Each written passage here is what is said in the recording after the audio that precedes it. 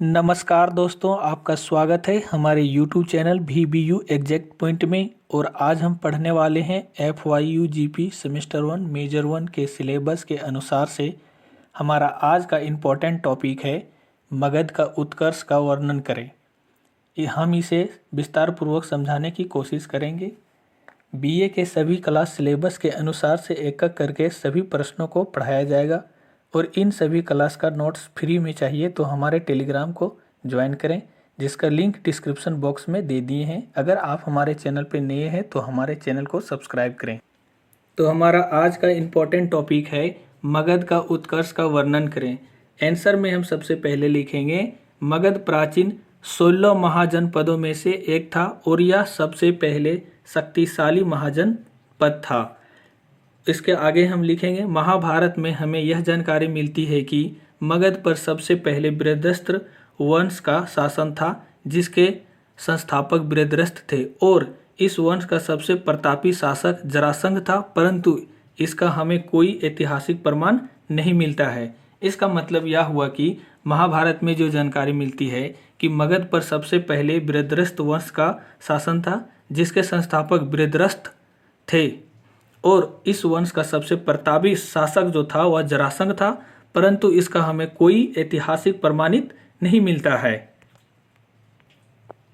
इसके आगे हम अगला पॉइंट में लिखेंगे मगध के शक्तिशाली होने के मुख्य कारण। वह कौन कौन से कारण थे जो मगध के शक्तिशाली हुए। पहला में लिखेंगे विस्तृत उपजाऊ मैदान, दूसरा में व्यापार में वृद्धि और तीसरा में प्राकृतिक सुरक्षा और चौथा में वन क्षेत्र तथा हाथियों की उपलब्धता और पांचवा में लिखेंगे खनिज संसाधनों की उपलब्धता। और इसके आगे में है कृषि में लोहे के उपयोग और सातवां में है धान की रोपाई की पद्धति का विकास। इन सभी कारणों की वजह से मगध का इतना शक्तिशाली बना था। हम इसके आगे लिखेंगे ऐतिहासिक प्रमाणों के अनुसार मगध महाजनपद पर कुल 7 राजवंशों ने शासन किया। वह कौन कौन से राजवंश थे। हा से हो गया हर्यक वंश, सी से हो गया शिशुनाग वंश और ना से हो गया नंद वंश और मा से हो गया मौर्य वंश। इसके आगे और भी शासक रहे जो कि आगे हैं। और सु से हो गया शुंग वंश और का से हो गया कन्नव वंश और सा से हो गया सातवाहन वंश। इन सभी वंशों ने मगध पर राज किया। हमारा पहला है हर्यक वंश। हर्यक वंश का जो शासन काल रहा वह 544 ईस्वी पूर्व से 412 ईसा पूर्व तक रहा। सबसे पहले जो राजा बैठे थे हर्यक वंश पर वह बिंबिसार था। उसके बाद आया अजातशत्रु, इस राजा के बाद आया उदयन, इस राजा के बाद आया नागदशक। तो सबसे पहले आया था बिंबिसार, जिसका कार्यकाल था 544 ईसा पूर्व से 492 ईसा पूर्व तक। बिंबिसार में हर्यक वंश का संस्थापक बिंबिसार था। इसकी प्रारंभिक राजधानी ग्रीवर्ज थी और बाद में इसमें राजगिरा को अपनी राजधानी बनाया। इसका मतलब यह हुआ कि हर्यक वंश का जो संस्थापक था वह बिंबिसार था। इसकी प्रारंभिक राजधानी जो थी वह ग्रीवर्ज थी, पर बाद में इसने राजगिरा को अपनी राजधानी बनाया। हम अगला पॉइंट में लिखेंगे बिंबिसार ने विवाह के माध्यम से दहेज के रूप में लिए गए क्षेत्र से अपने साम्राज्य का विस्तार किया। इसका अर्थ यह हुआ कि जो बिंबिसार थे वह किसी से विवाह किया था, जिसके माध्यम से वह दहेज के रूप में जो क्षेत्र उसको मिला था उसी क्षेत्र के से अपने साम्राज्य का धीरे धीरे करके वह विस्तार करते गया। बिंबिसार ने 3 विवाह किए थे। प्रथम विवाह में कौशल राज की पुत्री और परसेनजीत की बहन महाकौशल देवी से किया गया था। इस विवाह में उन्हें दहेज में काशी प्रांत प्राप्त हुआ था। जब बिंबिसार ने प्रथम विवाह किया था वह कौशल्य राज की पुत्री और परसेनजीत की बहन महाकौशल देवी से किया था, जिसमें उसे दहेज के रूप में काशी प्रांत उसे मिला था दहेज के रूप में। जब उन्होंने दूसरी शादी किया तो चेलना छलना से किया। यह वैशाली की लिच्छवी राजकुमारी थी। जब बिंबिसार ने तीसरी विवाह किया उन्होंने छेमा पंजाब के मद्र कुल की राजकुमारी से किया था। उन्होंने तीसरी विवाह छेमा पंजाब के मद्र कुल की राजकुमारी से किया था। हम अगला पॉइंट में लिखेंगे, बिंबिसार ने अपने शासन काल में अंगराज्य को जीता तथा उसे अपने राज्य में मिला लिया।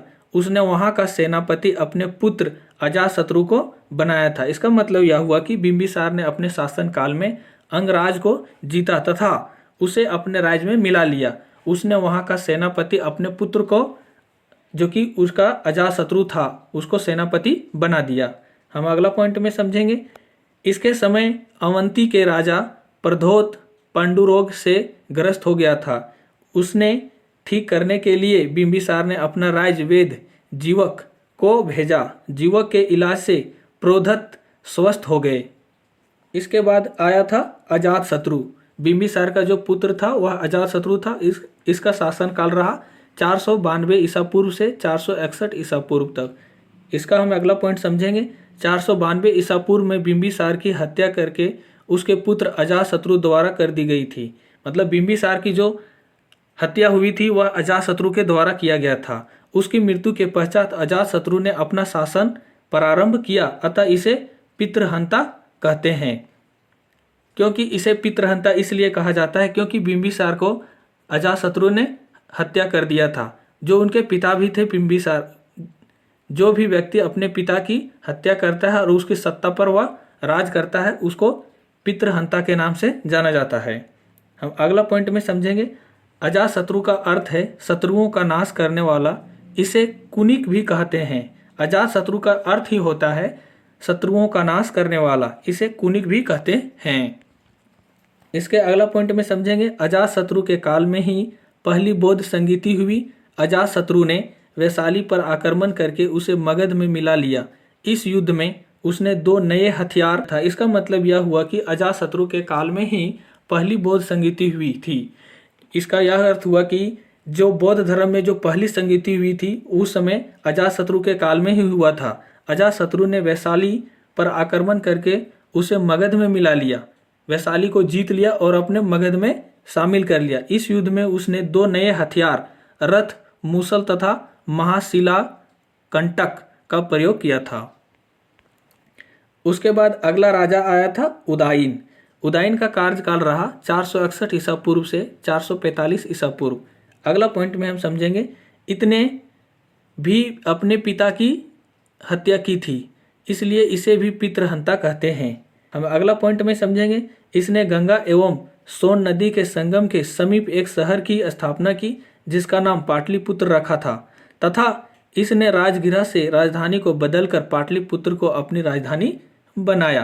पहले क्या था, राजधानी पहले राजगृह बदला गया, लेकिन अब क्या हुआ, इसने उदायन ने गंगा एवं सोन नदी के संगम के समीप एक शहर की स्थापना की जिसका नाम पाटलिपुत्र रखा था तथा उसने राजगृह में राजधानी को बदलकर पाटलिपुत्र को अपनी राजधानी बनाया।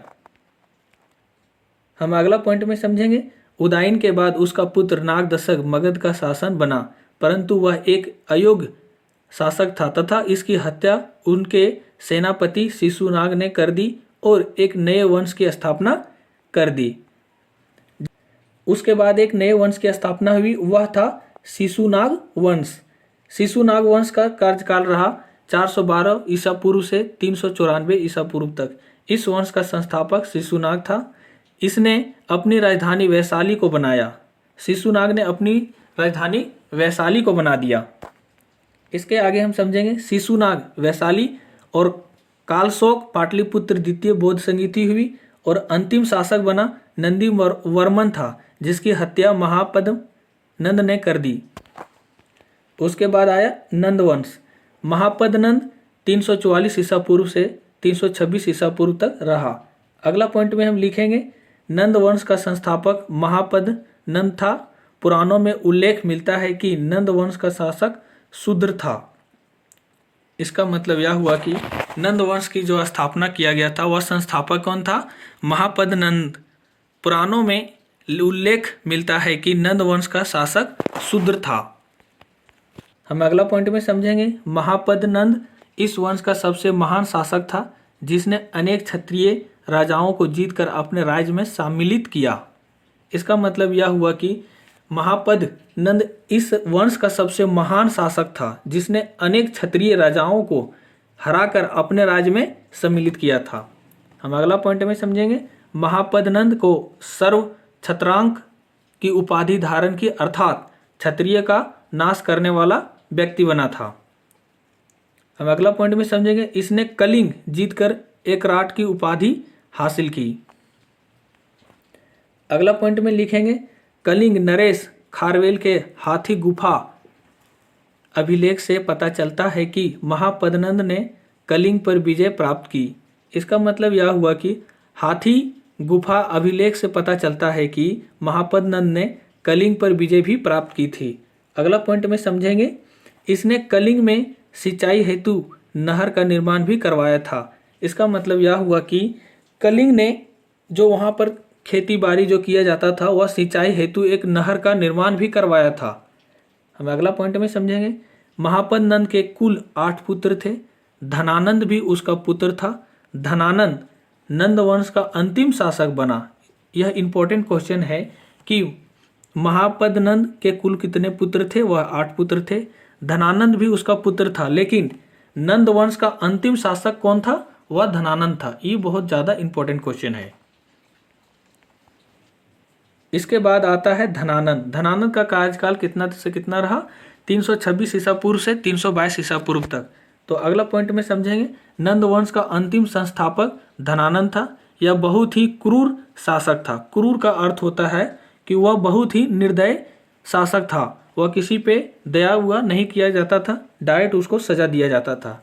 हम अगला पॉइंट में समझेंगे, यह शासक सिकंदर के समकालीन था। इसी के समय में 326 ईसा पूर्व में मेसिडोनिया के शासक सिकंदर ने पश्चिमी तौर भारत पर आक्रमण किया था।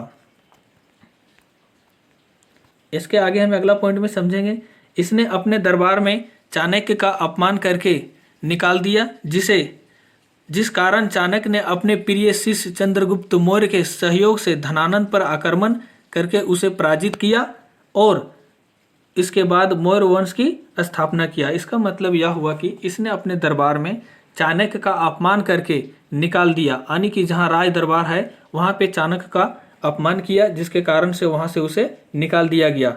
जिस कारण चाणक्य ने अपने प्रिय शिष्य चंद्रगुप्त मौर्य के सहयोग से धनानंद पर आक्रमण करके उसे पराजित किया। इसका मतलब यह हुआ कि चाणक्य वहाँ से निकालने के बाद उसका जो प्रिय शिष्य था वह चंद्रगुप्त मौर्य के सहयोग के धनानंद पर आक्रमण करके उसे पराजित कर दिया और उसके बाद मौर्य वंश की स्थापना भी किया।